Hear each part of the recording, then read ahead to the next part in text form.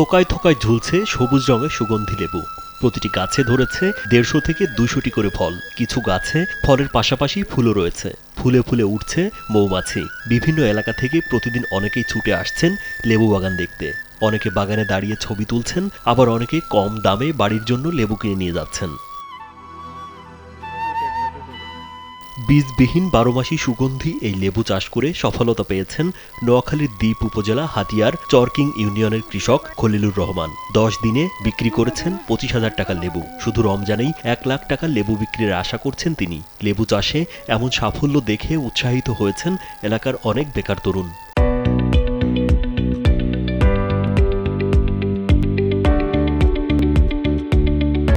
প্রথম রমজান থেকে এই আজকে 10 রমজান পর্যন্ত আমি প্রায় 25-26 টাকার মতো বিক্রি হয়েছে। আমি আশা করতেছি আমার যে লেবু আছে সবগুলো পরিপক্ক হলে আমি রমজানের 30 রমজান পর্যন্ত আমি প্রায় 1 লক্ষ টাকার মতো বিক্রি করতে পারবো। বাজারে সাধারণ লেবুর চাইতে খলিলের বাগানের লেবুগুলো অনেক বড়, সুস্বাদু ও রসালো।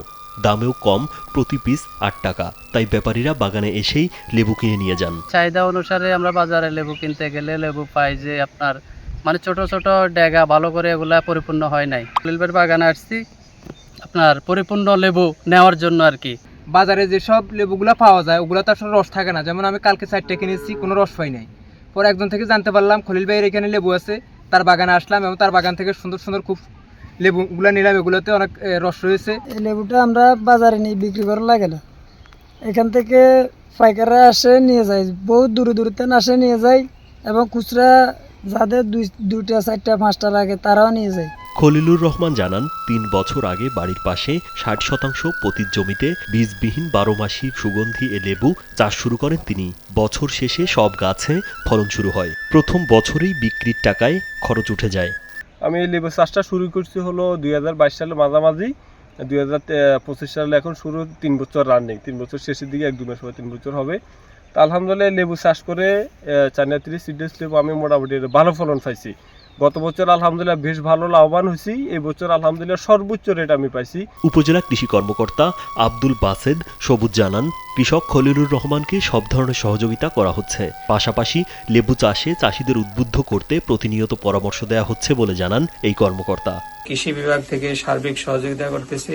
কৃষক খলিলুর রহমানের মতো কোনো বেকার যুবক যদি কৃষি উদ্যোক্তা হতে চায় বা এই ধরনের লেবুর বাগান করতে চায়, সেই ক্ষেত্রে কৃষি বিভাগের সাথে যোগাযোগ করলে আমরা তাকে সার্বিক সহযোগিতা করব। ইফতারে অন্যরকম অনুষঙ্গ লেবুর শরবত। রমজান মাসে ইফতারে লেবুর শরবত খুবই জনপ্রিয় ও স্বাস্থ্যসম্মত। ফলে বাজারে এ সময়টাতে লেবুর চাহিদা বেশি থাকে। ফাল্গুনের শেষের দিকে রমজান শুরু হয়, দিনে বেশ গরম পড়ছে, তাতেই বাড়ছে লেবুর শরবতের কদর। রাজীব বিশ্বাস, কালবেলা।